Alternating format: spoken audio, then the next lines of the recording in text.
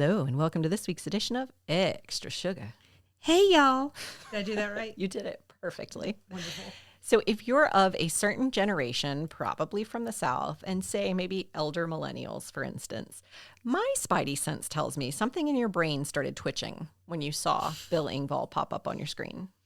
So young and so blonde. I honestly did not recognize him on the first watch.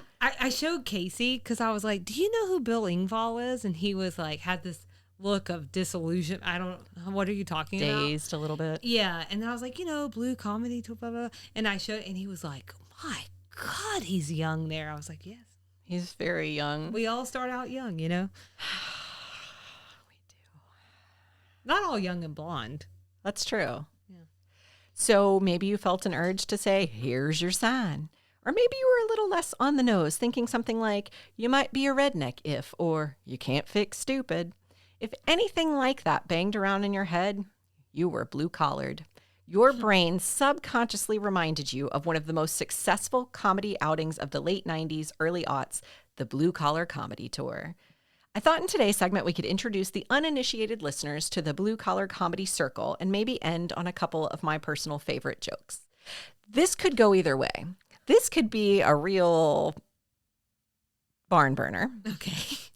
Or in a good way, or a real barn burner in a bad way. I might just burn everything down because I don't know that my delivery is going to be the same. So I tried to pick jokes that I feel like I could deliver. Oh, you're going to okay. deliver the jokes. Oh, yes. Well, I mean, I'm going to talk through them. I'm not a comic. Oh my gosh. Oh my goodness. Let's see how this goes. Okay. So I'm going to call this segment Blue Collar Chuckles. Sound good? I like it. Perfect. Oh, wait, hold on. Perfect. Okay. Let's get her done. Mm-hmm. That's your little appetizer for my jokes later. Oh, that's good. That's why I say this could go either way. So let's talk about the history and the members first. So the very short version is that the Blue Collar Comedy Tour was a touring troupe of American comedians, Jeff Foxworthy, Bill Engvall, Ron White, and Larry the Cable Guy. The troupe toured together for 6 years, from January 2000 to 2006.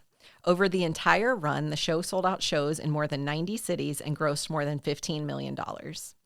At the founding of the group, Jeff Foxworthy, who is an Atlanta native, had already established a really successful career when he saw a review of the original Kings of Comedy. So that was a comedy show featuring Steve Harvey, D.L. Hughley, Cedric the Entertainer, and Bernie Mac. The review described the tour as perfect for, quote, urban, hip audiences, and he saw a gap for his normal, more rural audience. So real quick, for anyone who doesn't know what blue collar means, it refers basically to non-office jobs, usually more labor-oriented jobs. I think for Jeff, as he was conceptualizing this tour, it was almost code for like rural or country. I think it's worth noting that this doesn't necessarily mean Southern, although I think for some people, the two concepts, Southern and rural/country, are synonymous. And then by extension, blue collar would be synonymous with Southern. And certainly the Blue Collar Comedy Tour comedians skew that way. But to this point, I actually found a list of the most blue collar states, which I'll link in the show notes, and only 4 of them are Southern. So, I don't know. Do with that what you will. Okay. And I will not be over here trying to think of those 4 states. Go on. And I don't have them listed, so perfect. Right. So Jeff started pulling this tour together because he thought that was a gap. So he recruited Bill Engvall, who was an old friend of his from comic circles, as well as Ron White and eventually Larry the Cable Guy. The tour actually started with another comic, Craig Hawksley, who left after 26 shows. So when the tour started, Larry and Ron would do 15-minute sets, followed by Bill and Jeff both doing 30-minute sets. Then all 4 would gather on stage to do various bits as an ensemble. Originally, Foxworthy always closed the show due to his popularity at the time, but the order actually shifted over time, most notably accommodating Larry the Cable Guy as the closer toward the end of the tour, since we had that weird moment collectively as a society where we worshipped Larry the Cable Guy. Oh, yeah. So by the end, regardless of order, all 4 had equal set lengths, though. Mm-hmm. Through the years, they recorded 3 live albums, and they made a full-length feature movie, Blue Collar Comedy Tour, the movie. God. I do remember that. I didn't I didn't see it, but I didn't see it either. And I was a pretty big blue collar comedy tour person. I really enjoy them. That came out in the spring of 2003. There was also a really short-lived TV show on the WB called the Blue Collar Comedy TV Show, which aired from 2004 to 2006. It was sort of a sketch comedy situation. Fun fact, I was at a taping of the show at the Alliance Theater here in Atlanta. I confirmed this with my parents a few weeks ago because there are a few adjacent shows that get really confusing for me. There was a Jeff Foxworthy show at one point in time. There was a Bill Engvall show at one point in time. There was a Blue Collar Comedy Tour TV show. And we'll get into this with each one of the comics, but they all had TV shows. So I could not remember which one it was, but I confirmed with my parents that it was the Blue Collar Comedy TV show. Okay. I was sitting literally right in front of the stage. Like, there were 3 aisles, if I remember correctly. My parents ended up on this far left aisle, and they split us up. And I went and sat literally in the center, right in front of the stage. You can see me on TV when they do the wide shots of Really? Oh. You just have to find the episodes we were in. My stepdad said you were in multiple episodes. Yes. I think they filmed 2 the night we were there. Okay. He says his sister saw us on TV for the episode. I think he said it was called The Mistress. I couldn't find that, but he said that's what it was called, and you can actually see me on TV. We had it recorded on maybe tape. That's what you need to drop in the show notes. I have to find it. I can't find it. So, well, just research for a couple hours. Well, so the problem, I can't even find that segment title. Yeah. And so now I don't even know where to start. It was a short-lived TV show, but I'm not sure I'm committed to watching the entire series to find myself. Yeah, I get it. But we'll see how I feel. So the guys got pretty famous because by 2006, all of them were too busy with their own careers. They couldn't maintain the tour, and they ended it, saying they were done with the Blue Collar Tour. However, starting in 2011, Foxworthy, Engvall, and Larry toured together under the title Them Idiots World Tour. They said they weren't going back on their word with being done with the Blue Collar Tour since Ron White is no longer a part of it. I'm going to talk about this AJC article, I think, a little bit later, but I'm going to link it in the show notes. He actually says, I couldn't figure out what happened, like why he wasn't ever part of the tour again. Yeah. He says it was really because he felt like his material really is just too raunchy alongside theirs. And he said it was just sort of a noticeable gap. And it really is. If you watch one of their shows, his stuff is like out of pocket. He's my favorite one. He's your favorite one. Yeah. I think he's really funny. Yeah. I don't want to derail things, but I'll just quickly say that I really like a comic that is his style. It's similar to Chappelle in that, like, they will sit there and they kind of dine out on the jokes. And what I mean by that is they'll sit there and like smoke or drink and like take long like pauses. And that really works for me because it turns into more of like storytelling, which is my favorite kind of comedy. I really like Ron White's delivery. Yeah. I think his delivery is top notch. Also, he's a really nice voice. Yeah. Yeah. I think I tend toward, I really appreciate clean comedy. Like, just, we've talked about this before, observational humor, the Nate Bargatze types, really love them. So he's a phenom. So I'm great. Totally on board with you on that for sure. He's so good. Yeah. But Ron sometimes is a little hard for me to watch, but his delivery, he's so charismatic, it's really hard to turn away from. Even when he's being like a total chauvinist. Yeah. And I'm like, well, this is kind of messed up, but dang it, you did that so well. Yeah. Yeah. So let's briefly talk about each of the comics, and we'll get to Ron White, and I welcome any thoughts you have along the way. I'm going to start with Jeff Foxworthy, though, because he's the guy that started it all. When the tour started, he was really the glue that held it all together. By 2000, he was hugely successful, and so was the linchpin of the shows. He had started out in comedy clubs in the 80s. Most notably, he won the Great Southeastern Laugh-Off at Atlanta's Punchline Comedy Club in 1984. The Punchline opened here in Atlanta in 1982 and has hosted Robin Williams, Eddie Murphy, and Dane Cook. Jeff Foxworthy is like Atlanta.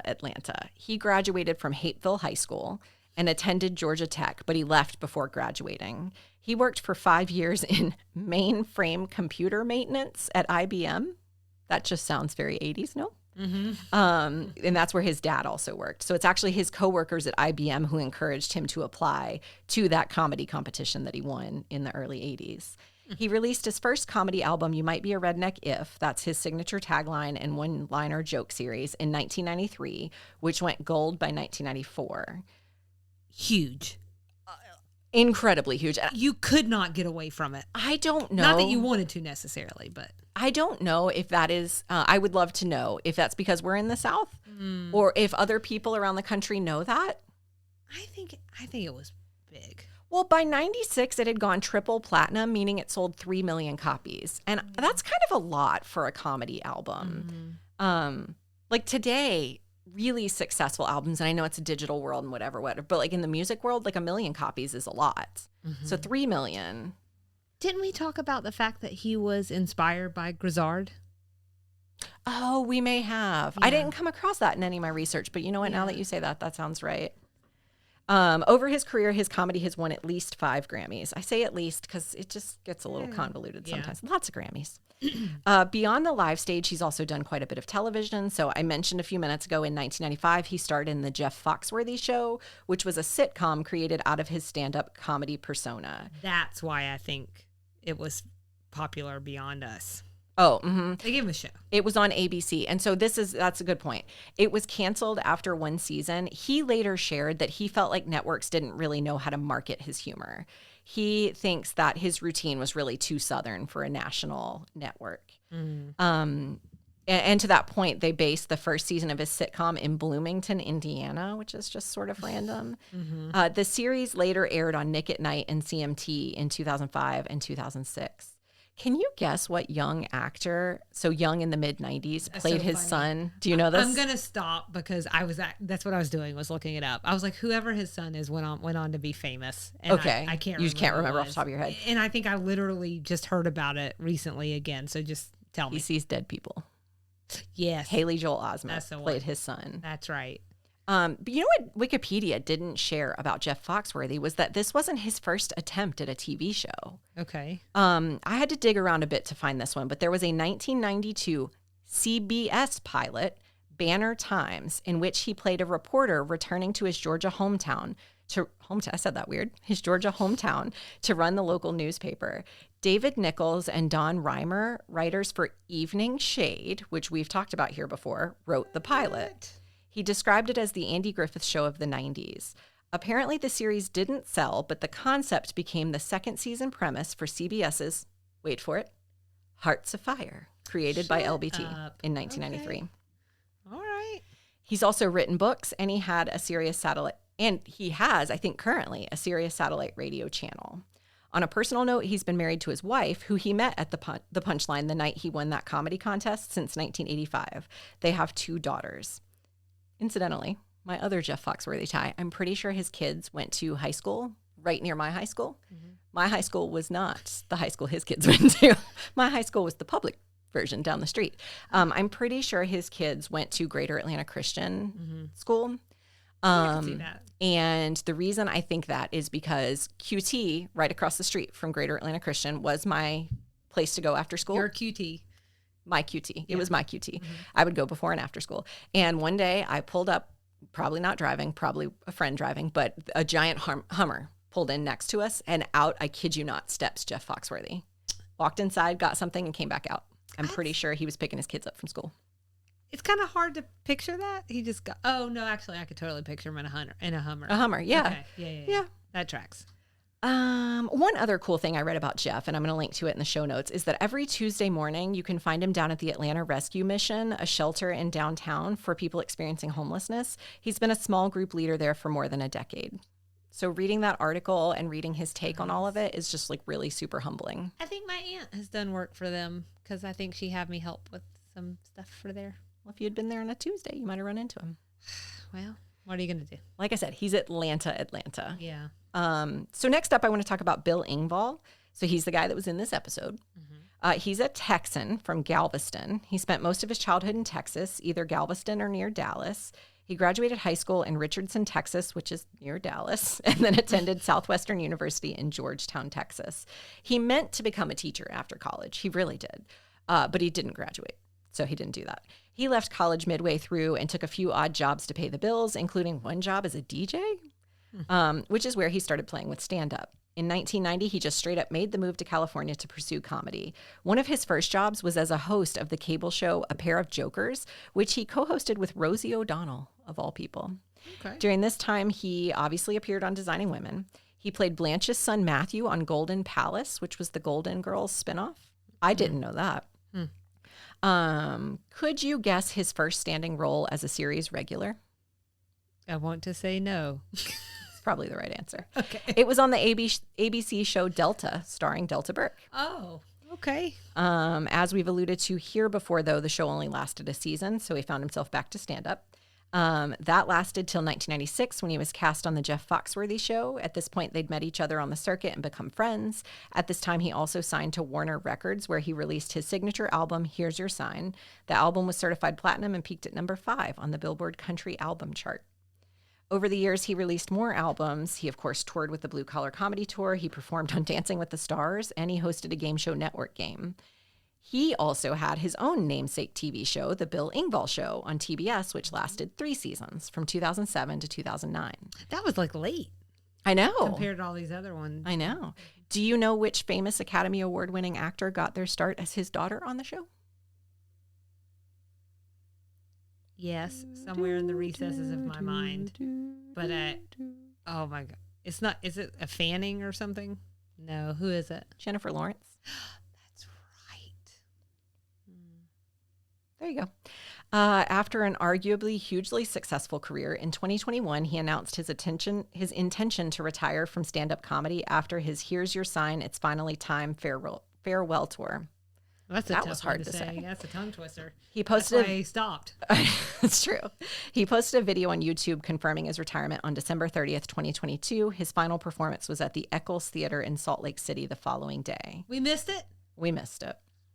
But before I forget, I want to note that his signature joke series on the tour was just that. Here's Your Sign. So we'll talk about that more in a few minutes. And I forgot that tagline. Oh, I love it. Yeah, until you said it. On a personal front, he and his wife, Gail, have been married since 1982. They have 2 children, Emily and Travis, and Engvall is an ordained minister. He graduated with a degree in Christian Studies in 2021. Teacher, minister, comedian. Well, no wonder his stuff's cleaner. This is what I'm saying. Yeah. That's what I'm saying. And, you know, Jeff Foxworthy kids went to Greater Atlanta Christian. His stuff's also cleaner. Next up is Ron White. I'd say it's pretty widely accepted that Ron is the colorful member of the Blue Collar crew. He was by far, as we mentioned a few minutes ago, the raunchiest member of the crew. He is a Texan as well, born in Fritch, Texas.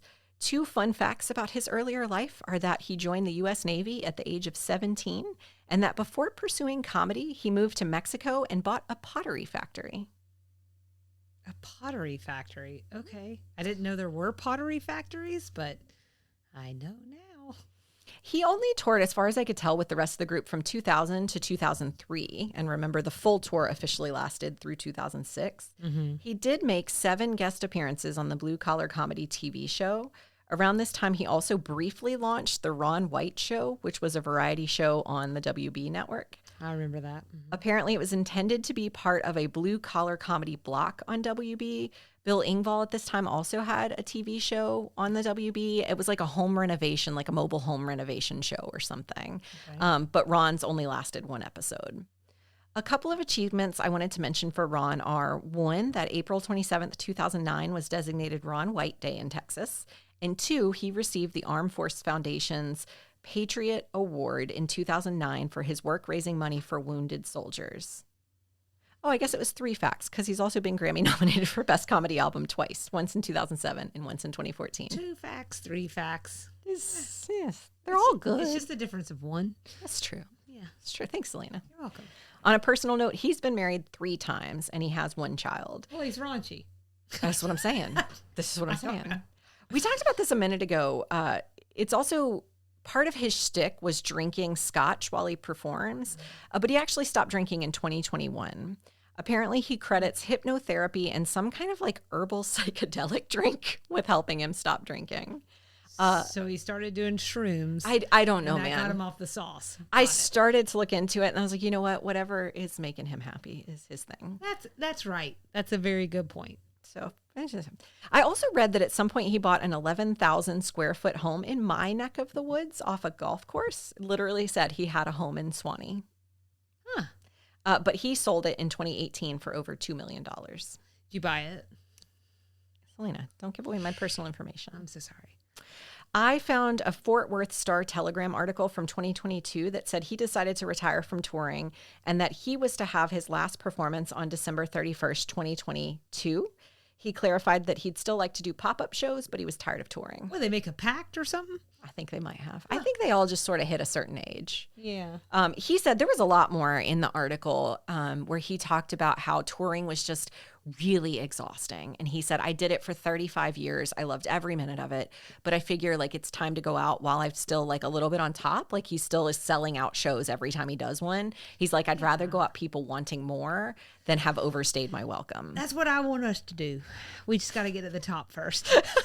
It's a high climb, but I'm willing to give it a shot, and maybe with the scotch.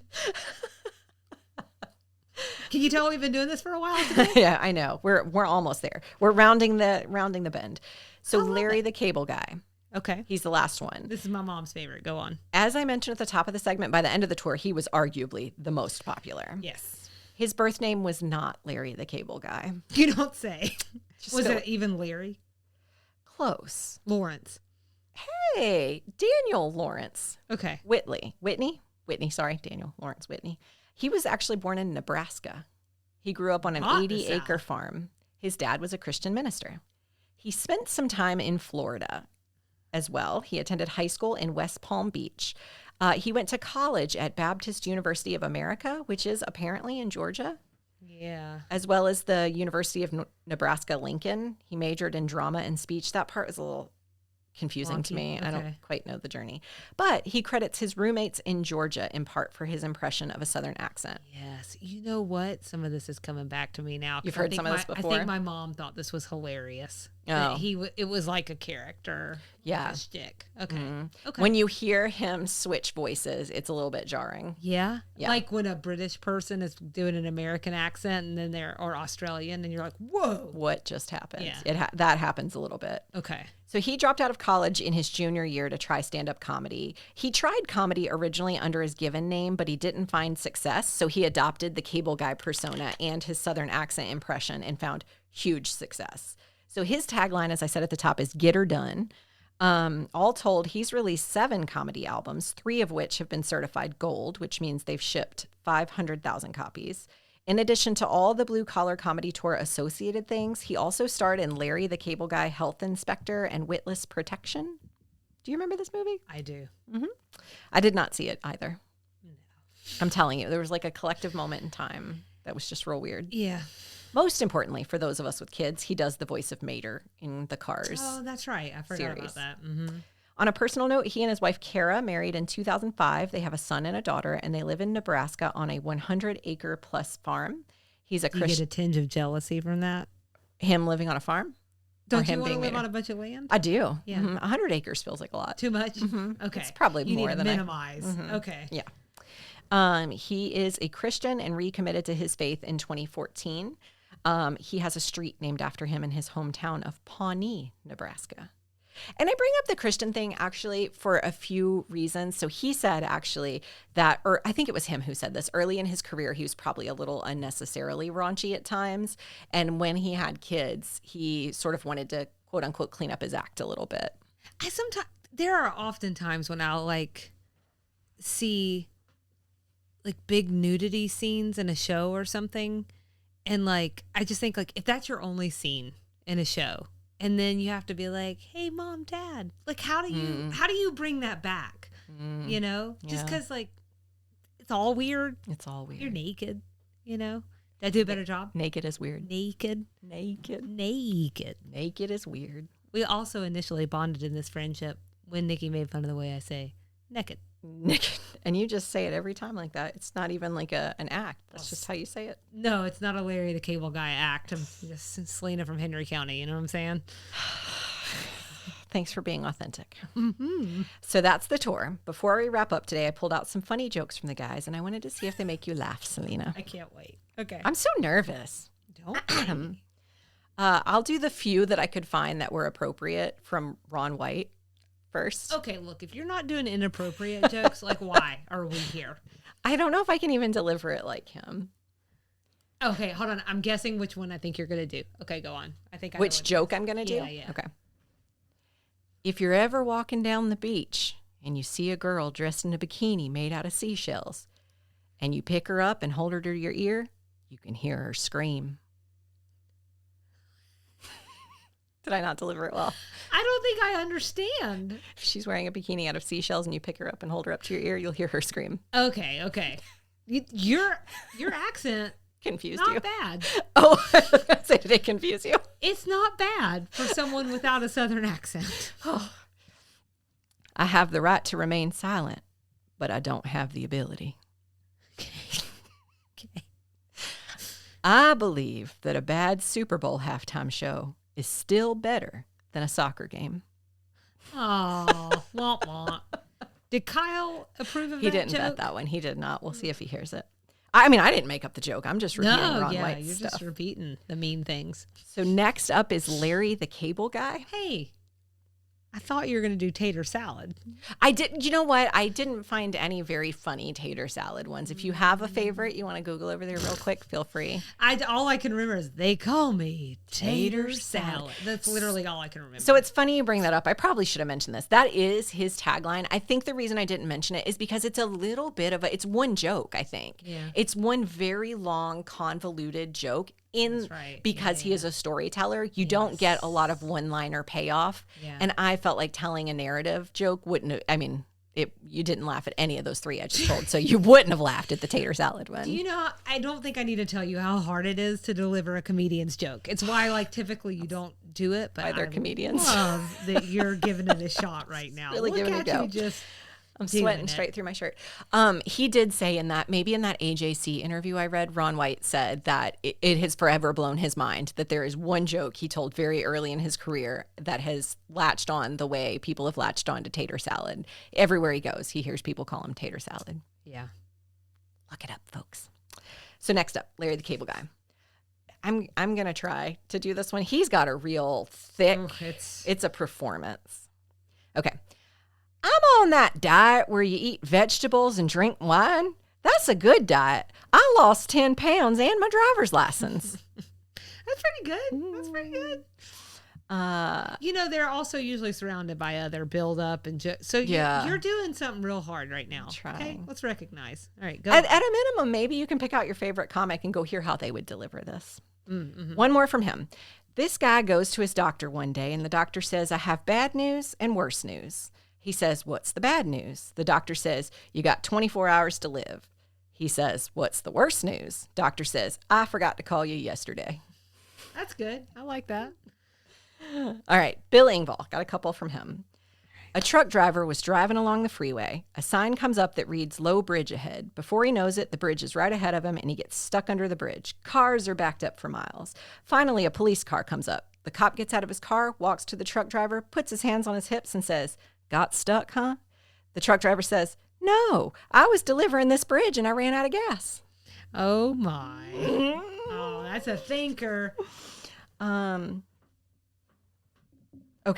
So Bill Engvall tees up the Here's Your Sign series of jokes with stupid people should have to wear signs that just say, I'm stupid. Then you wouldn't rely on them, would you? You wouldn't ask them anything. It would be like, excuse me, oops, never mind, I didn't see your sign.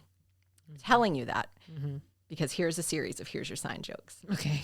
It's like before my wife and I moved. Our house was full of boxes and there was a U-Haul truck in the driveway. My friend comes over and says, hey, you moving?